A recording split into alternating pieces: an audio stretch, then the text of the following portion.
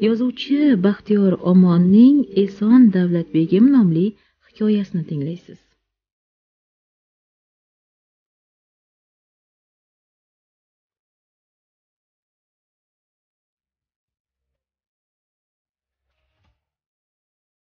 Yosh Zahiriddin kechagi shum xabardan o'zini behol seza boshladi.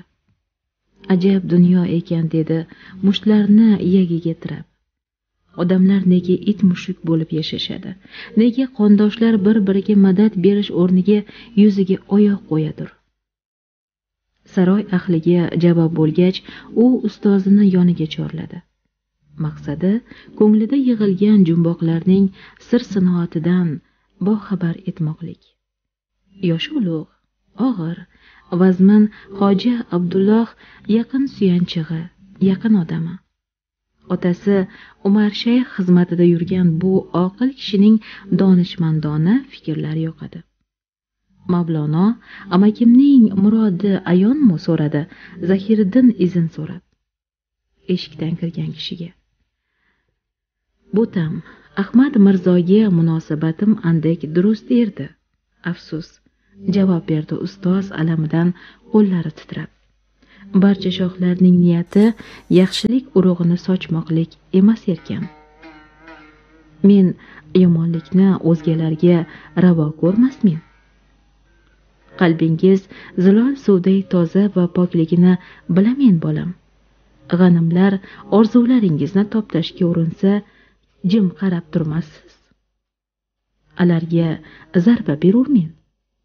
Barakalloh, aytingchi, shul fikringizni o'zi qon to'kmoqlikning dalolati emasmi? Podshohlik dunyodagi eng mushkul, eng nozik ishdir bo'tam. Yaqinda 12 ga qadam qo'ydingiz. Ertangi jangda minglab navkarlarimizning yostig'i quriydigan bo'ldi-da o'g'lim. Mushtpar onalar qarg'ishi, begunoh norasidalarning dod faryodi ko'z oldingizga kelmaydimi? Kechiring meni. Ustoz, nima qilmog'imni istaysiz? Axir aytingiz. Amakingizning shum niyati himoyangizdagi jannat makon yerlarni ilgiga olmoqlik. Siz uni mag'lub etingiz, toki otangizning uzoq yillik zahmatlari ko'kka sovurilmasin. Bildingizmi? Ilohim bu jangda piri komillar sizga madadkor bo'lg'ay. Menga ishoning ustoz. Ishonamen bolam. Endi kaminaga ijozat bering. Ammo jangga kirishdan avval Eson Davlatbegimning qoshiga albatta kiringiz. Buvingizni duolari qilichdan-da keskirdir. Hoji Abdulloh ta'zim bajo aylab xonani tark etdi. U ketgan bo'lsa-da, boyagi achchiq so'zlari o'yga toldirdi. Shu bo'yi Zahiriddin ko'ziga uyqu kelmadi. Ba'zi shohlar yaxshilik urug'ini sepmaydi dedimi? Nahotki umrining oxiriga qadar yaxshilik qilmoqlik qo'limdan kelmasa?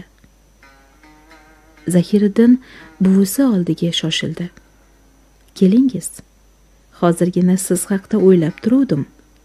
Nabirasini yuz ko'zi va peshonasidan o'pib peshvoz oldim ammo. Ro'parasida kechagina saroy hovlisida o'ynab yurgan bolakay emas, balki aqli to'lishgan, jiddiy o'smir turardi go'yo. Ahmad Mirzoni yutqazishini ko'nglim sezib turibdi. Ilohim zafar qozonib qayting o'g'lim. Lablari pichirlab yuziga fotiha tortdi buvisi. Zahiriddin, endi pand o'gitlarimga quloq osing. Kelajagingizni kecha-yu kunduz o'ylab ko'p xayolga tolamen. Jirkanch zotlar bolamni xarob qilishdan qo'rqamen. Oramizda g'araz niyatli g'animlar bisyor. Jangdan eson omon qayting.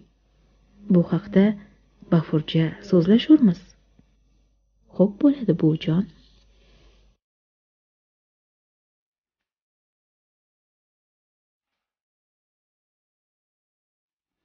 Ne baxtki tengsiz mahorabada Zahirdinga Iqbol kulib boqdi.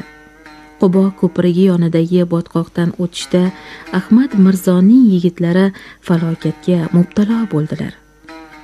Botqoqlik bir zumda och-nahor ko'zlarni o'zining qa'riga tortib ketdi. Otlar, tuyalardan keyin askarlar guppa-guppa ag'anay boshladi. Shum niyatlari ushalmay qolganini sezgan sipohiylar shirin jonlarni aziz bilib tezda ortga chekindilar.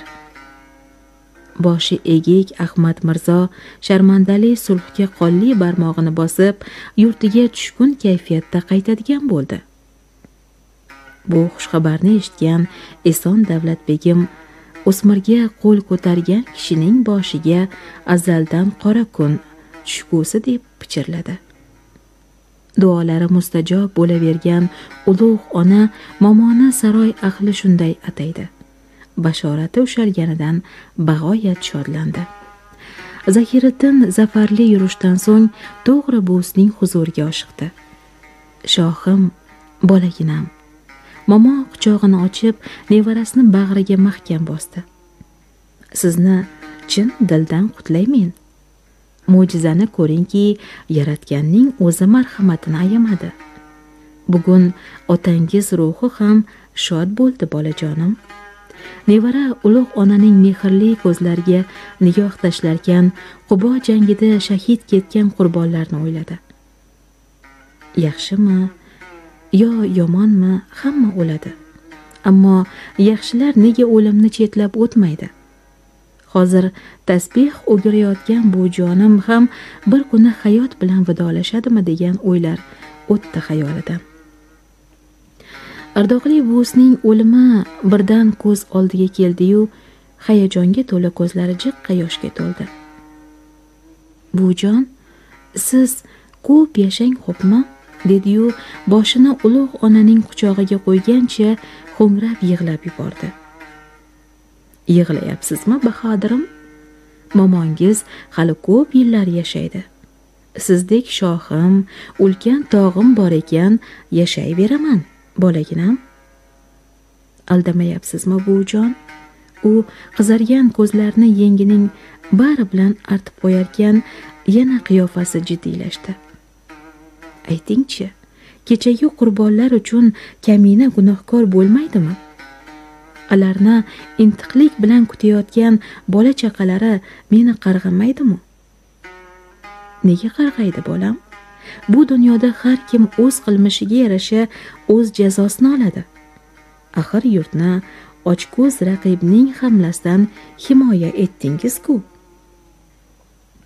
Zahiriddin o'rnidan turdi va "Toki hayot ekansiz, ruhingizni cho'ktirmayman, buvijon", dedi qo'lini ko'ksiga qo'yib. "Siz yonimda bo'lsangiz bas, haqqimni aslo berib qo'ymasmen. Suyukli nabiraginam, katta bir g'animni yengdingiz. Qadamingiz qutlug' keldi. Ammo hushyor bo'lingkim, qora sharpalar mansab va boylik ilinjida hech narsadan qaytmay tur." Saroyda yosh shohning g'animlari bisyor edi. Toj kiyish marosimidan keyin sharpalar aniq ko'zga tashlanib qolishdi. Eshik og'asi Hasan Yaqubga mushtday bolakayning amru farmon bermog'i yoqmasdi. Eski xizmatlari evaziga u yuqori martabaga erishmoqni istardi. Ul kimsada hasad uchqunlari nish urgan bo'lib, hukmdorning joniga qasd qilmoqni o'ylardi. Rahnamosi Hoji Abdullohni yoxud Bultirmizakni bir kuni boshini tanasidan judo eturman deya qasd qilib yurardi u.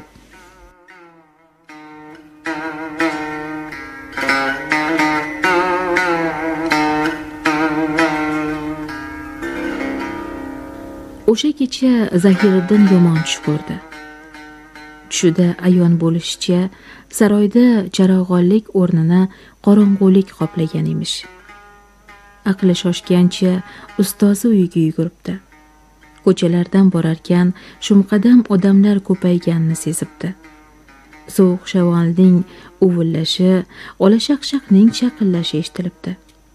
Bir to'da odamlar gulxan atrofida chordona qurib suhbat qurar, sovuq bashara Hasan Yaqub tikka turgancha fitna maslahatini qilayotgan emish.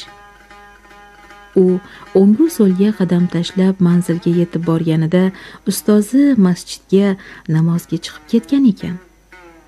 Saroyga qaytishda mash'ala tutgan qo'llarning ta'qib etayotganini sezibdi. G'alati tushdan cho'chib uyg'onganida chiroq shu'lasi xonani xira yoritib turardi. U ichki kiyimda tashqariga otildi.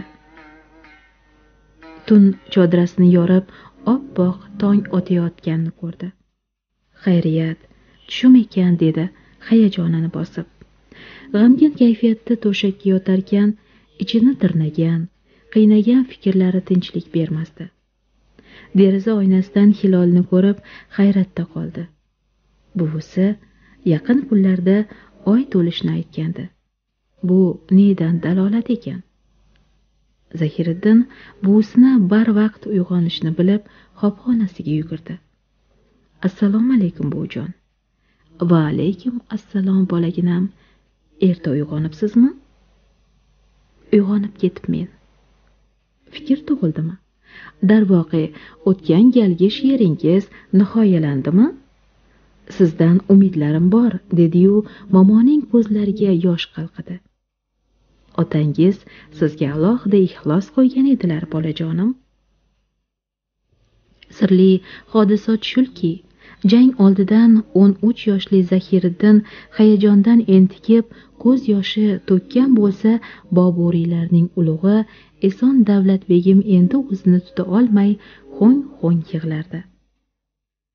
Qo'ying buvijon, yig'lamangiz. Suyukli nabiraginam, dedi ozgina jimlikdan so'ng buvi. To'pimizda mehr oqibat yo'qolib borayotganini bilamen. Hech aqrabolar bir-birini ko'zga xas tashlaydir. Xudo behuda yovlashadir. Yorug' ko'zlarimiz do'st kimu dushman kimligini ajrata olmay arosatda qolayotir. Amakingiz Ahmad Mirzoning telbabor qiliqlarini ko'rdingizmi?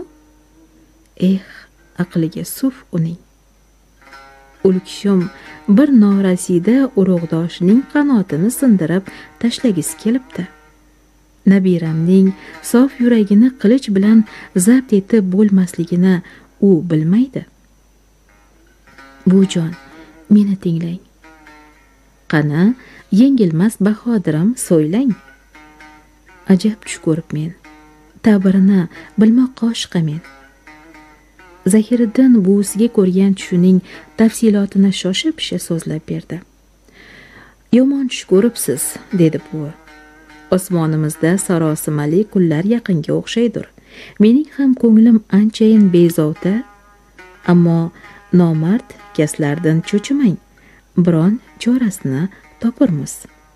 Eson Davlatbegim nabirasiga taskin berarkan, shu bolamning boshiga yetishmasaydi degan fikr xayolidan lip etib o'tdi. Dushman ham o'zimizdan chiqadi. Hech bo'lmaganda Zahiriddin bolamga qaddini tiklab olguncha yon berishsa yaxshi bo'lardi. O'qisdan falokat yuz berdi. Xo'ja Abdullohni o'ldirib ketishdi. Tush haq chiqdi. Pismiq va chirkin Hasan Yaqubning bunda qo'li bor edi.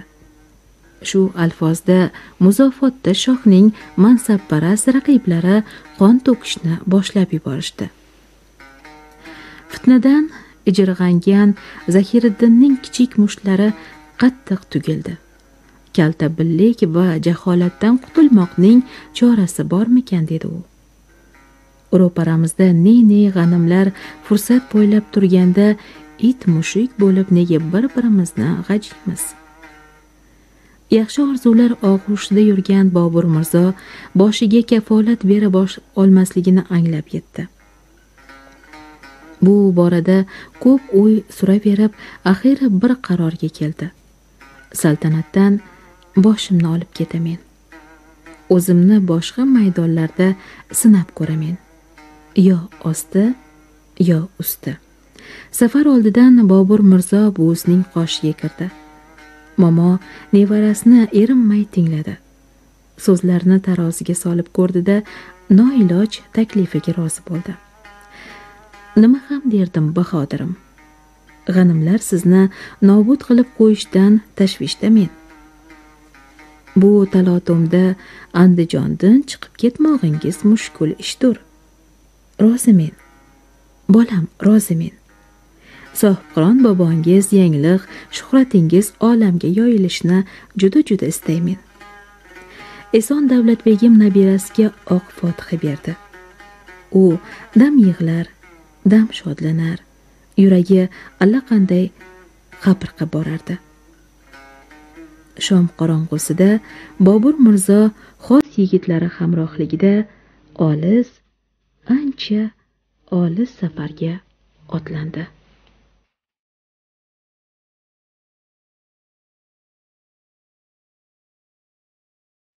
Siz o'zbek nasri turkumidan berilgan adabiy eshittirishimizda yozuvchi Baxtiyor Omonning Eson Davlatbegim nomli hikoyasini tingladingiz.